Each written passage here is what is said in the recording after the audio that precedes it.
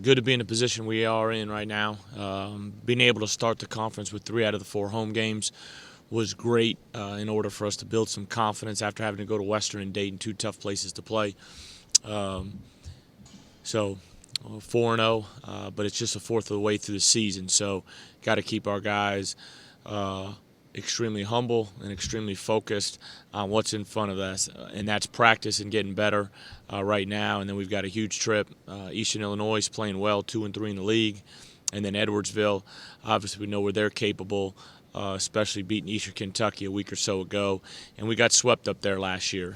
Two tough losses that really hurt our chances, from what I was told, to get into the NIT. So we've got to be focused. It's a big trip. Conference play is a beast, regardless if you're in the Big South, OVC, SEC. When you go on the road, you got to be ready to play.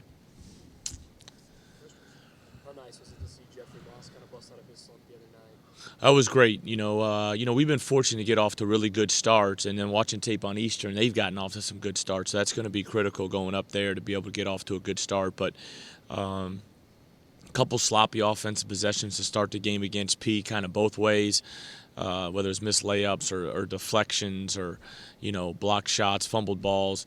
But Jeffrey really got out and ran in transition. Made some big threes, pull-up jump shots, and to get him out of that slump was big. And he had 20 the other night, and that was a huge bonus. Can you talk about the development of a guy like Tyler Rambo, who 7 to 8 free throws where he struggled early in the season? He had 13 points. It seems like every game he's getting a little bit more involved with offense. Yeah, he's doing a good job. He's done always a great job of getting to the free throw line. That's been a strength of his. And I've played him at certain times, and I hadn't played him at certain times. And then when Sapp got eligible, kind of went away from him a little bit, but just had to really let him know, hey, you're probably going to end up playing a lot, but you're going to end up playing at the 4, and we're going to play 4 guards and really consider you a guard. But he's done a good job getting the free throw line. 7 for 8 from the free throw line the other night was huge. He's really struggling to rebound, though, and that's something I talked to him about the other day. You got to tell your guys the positive and the negative because we're so early into the season.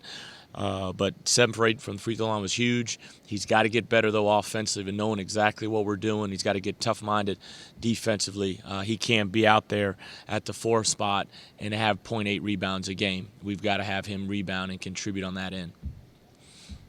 You all rebounded the ball much better in conference play than in pre-conference season. Why do you attribute that? There's probably a lot of factors in that. I mean, we played a terrific non-conference schedule. When you look at going to Dayton and you look at the size in Western Kentucky and Middle, out at St. Mary's, Valparaiso is huge. Playing them on opening night, in a sellout crowd. I mean, that was that may be one of the best atmospheres we've been in so far this year, to be honest with you. And then our guys maturing and growing, and then. The best thing about playing a tough non-conference schedule, you find out your weaknesses, what you need to work on, how you need to play. Do you need to play fast? Do you need to play slow? I think I have a better understanding now. Our staff has a better understanding now of how we need to play. And then, Jarvis has really tried to assert himself, but Campaign at the point guard position is getting 6 rebounds a game. I mean, that's huge.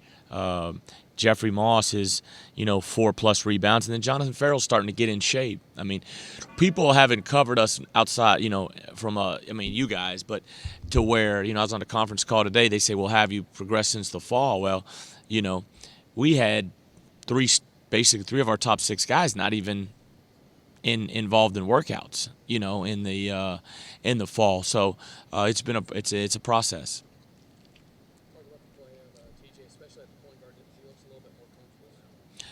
Yeah, he should be.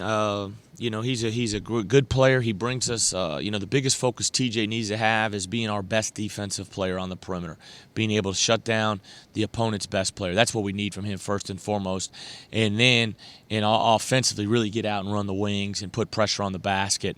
You look. He's been to the free throw line, 5 times in conference play per game. If we can get that up to about 8. I don't want him settling just for jump shots and threes. He can make them, that's terrific, but I think the best thing he does is really put pressure on the basket, and we need him to do that. But he's given us some good backup minutes at the point, and we kind of figuring out how we need to play when he's at the point. Free throw discrepancy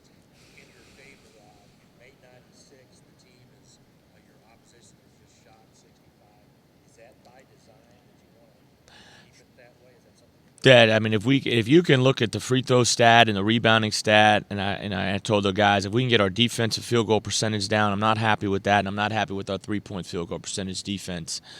Those need to be. We need to be.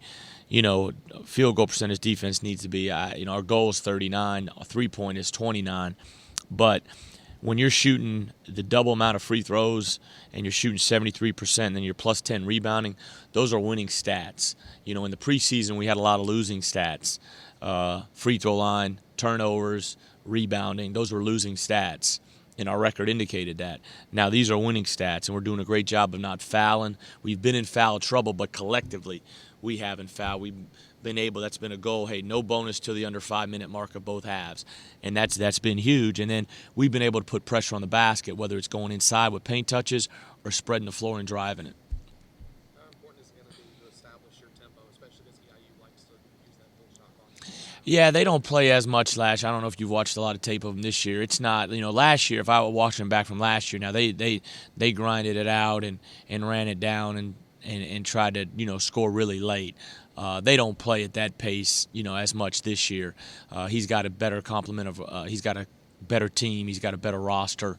And they're playing extremely hard. If you watch them on tape, they got a great road win the other day. They dominated the whole game at Jacksonville State. They were up 15, up 18 at one point over there, and that's a tough place to win.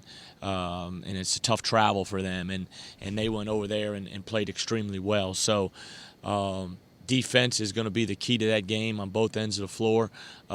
We're not a pressing, full court team. That's just not what we do. We've got to be good in the half court, get stops, and so in order we can push the basketball. Just a little about other personnel. Starting Blanford released Reggie Smith, and I think he said Northern Iowa transferred to Chris. Yeah, Olivier or Oliver, I'm not really how sure you pronounce it, but I believe it's Olivier. Very, very skilled post player. Watching tape last night and this morning, really skilled post player, can make a 15-footer, but can also drive it. Reggie Smith's a UNLV transfer that can really score and score the basketball. And then Blanford's kind of a tough matchup, 3, 4, maybe even 5 at times for him, but a lot of elbow drives, a lot of post-ups, can post up smaller guards.